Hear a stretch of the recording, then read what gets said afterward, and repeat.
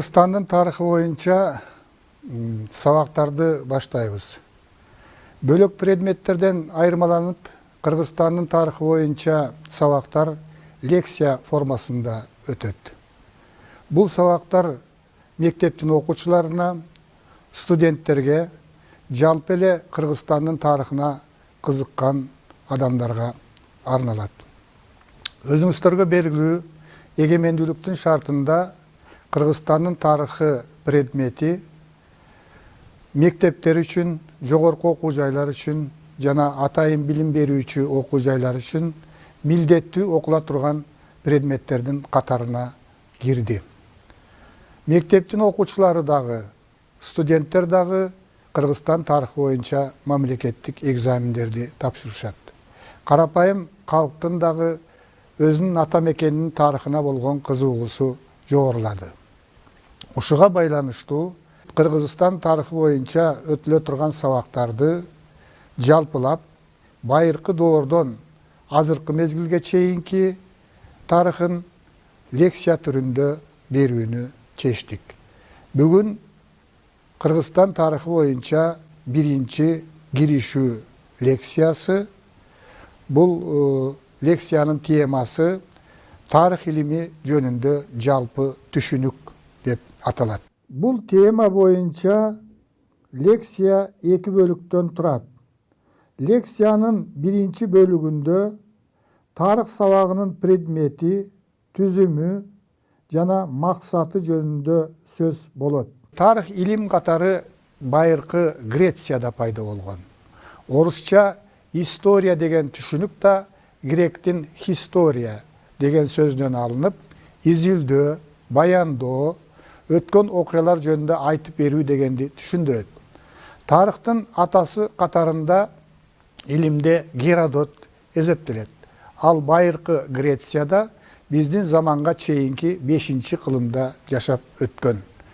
Геродот байыркы Грецияда жашап, гректер менен перстердин ортосунда 50 жылга созулган, биздин заманга чейинки 500-жылдан 449 жылга чейинки ортосундагы эс алуулар менен жүргөн согуштар жөнүндө шарттуу түрдө тарых деп аталган китеп жазган.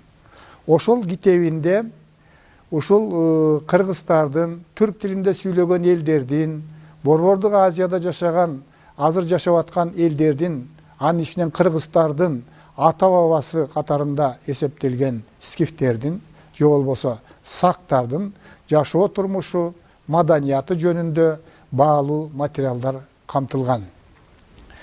Байыркы доордо пайда болуп, өнүгүп келген тарых илими азыркы мезгилдеги илимдердин барктуусу жана нарктуусу болуп эсептелет. ЮНЕСКОнун рейтинг таблицасы боюнча тарых илими учурдагы 2000ден ашуун илимдин тармактарынын ичинен тил илиминен кийинки экинчи орунда турат. Бекеринен тил илимдин энеси, тарых илимдердин атасы деп айтылбайт. Тарыхый өнүгүүнүн маселелерин түшүндүрүү боюнча байыркы доордо эле эки бири-бирине карама каршы багыт пайда болгон. Анын биринчиси тарыхты идеалисттик түшүнүү, экинчиси тарыхты материалисттик түшүнүү. Тарыхты эки түрдүү түшүнүүнүн ортосунда бири-бирине карама каршы келген эки багыт бар. Идеалисттик багыттын окуусу боюнча коомдук турмушту адамдардын аң сезими аныктайт. Коомдун экономикасындагы материалдык чөйрөдөгү бардык өзгөрүүлөр ошол аң сезимге баш ийет.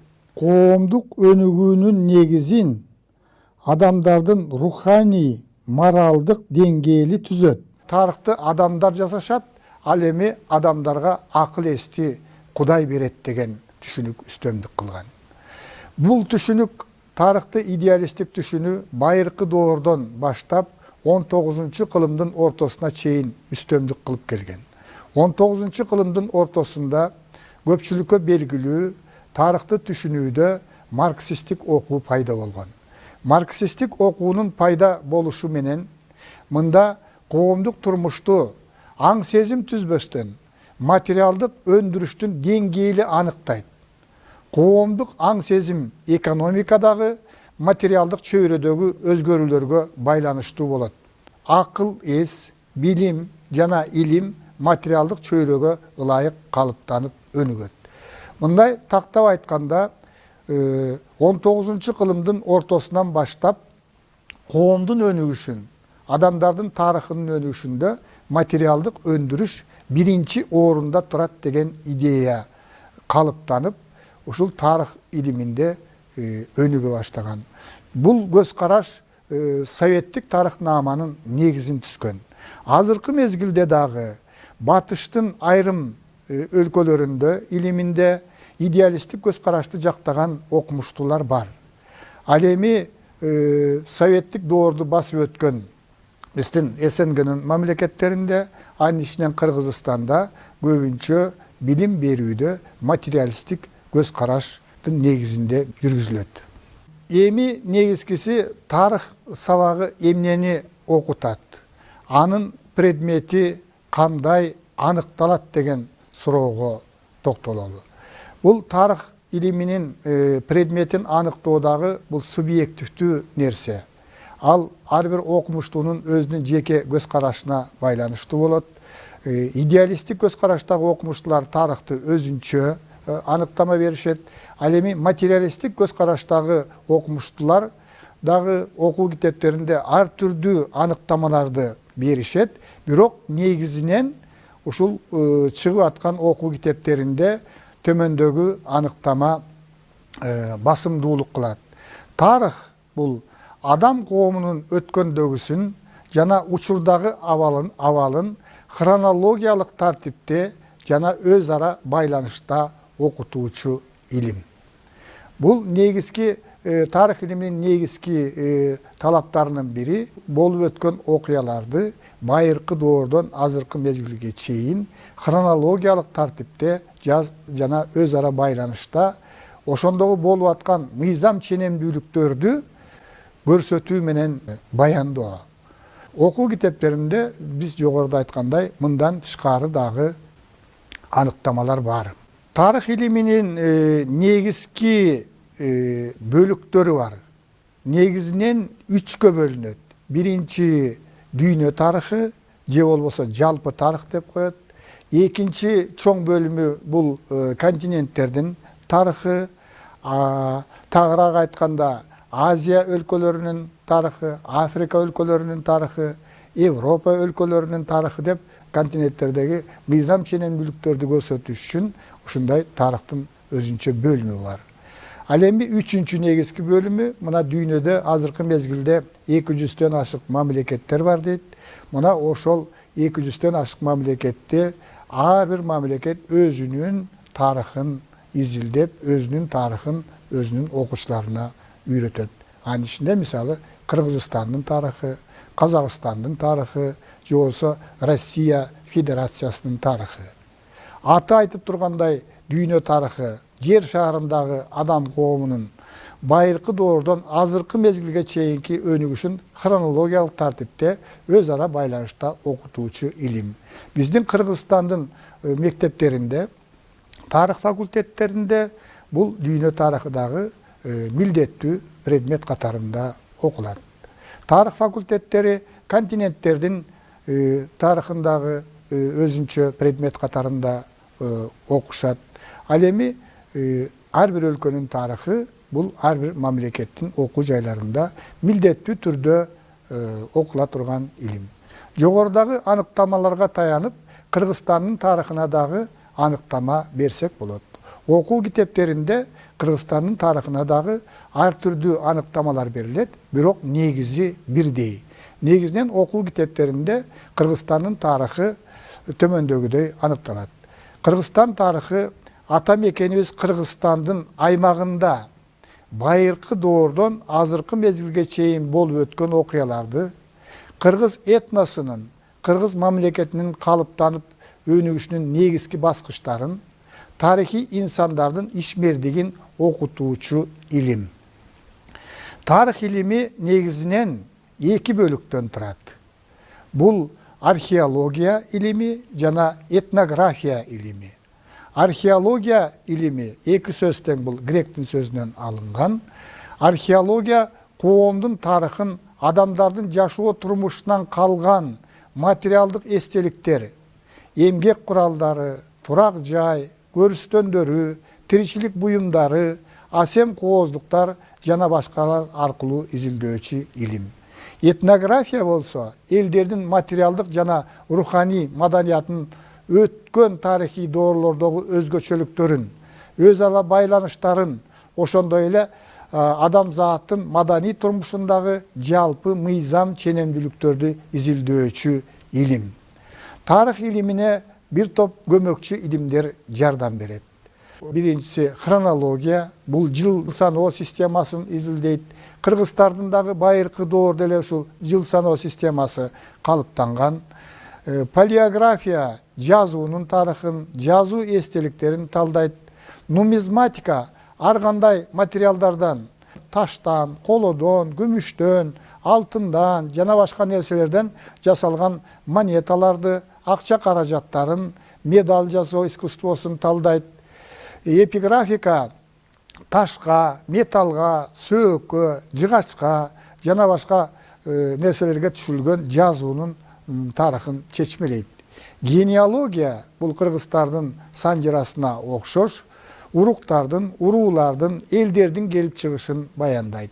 Геральдика, мамлекеттердин, шаарлардын, уруулардын, жеке адамдардын гербтерин же болсо Кыргыздарда тамгалар болгон ар бир уруунун ошолорду изилдөөчү илим.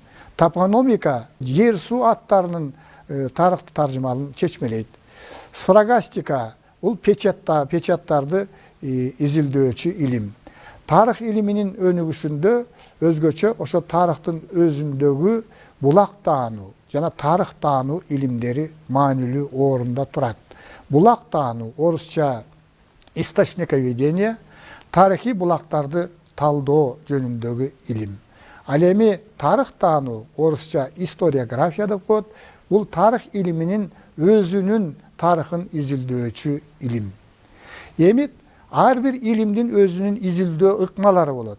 Ошол сыяктуу эле тарых илиминин дагы өзүнүн изилдөө ыкмалары бар. Аларга биринчи кезекте биз аныктама бергенде дагы улам-улам кайталап аттык. Бул хронологиялык ыкма. Тарихи материалдарды хронологиялык тартипте баяндоо. Экинчи, синхрондук ыкма.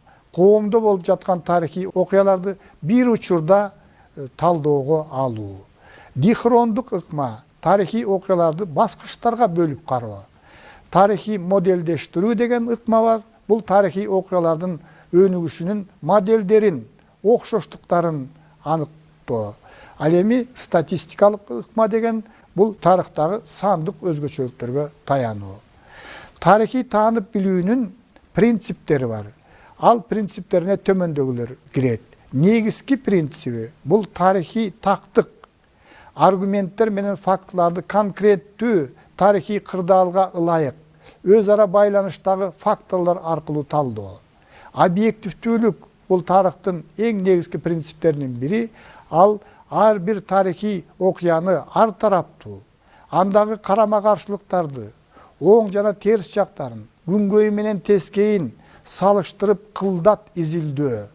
Социалдык көз караш бул тарихи окуялардын тенденциялуу, тактап айтканда бийликтеги партиянын, таптын, элдин, социалдык топтордун кызыкчылыктарын эске алуу, байланышын эске алуу. Мисалы, Совет доорунда негизинен тарыхты иликтөө, чыгарылган тиянактардын бардыгы тең ошол бийликте турган КПСстин талабына, анын съездеринин чечимдерине ылайык чыгарылчу. Андан тышкары альтернативдүүлүк деген принцип бар.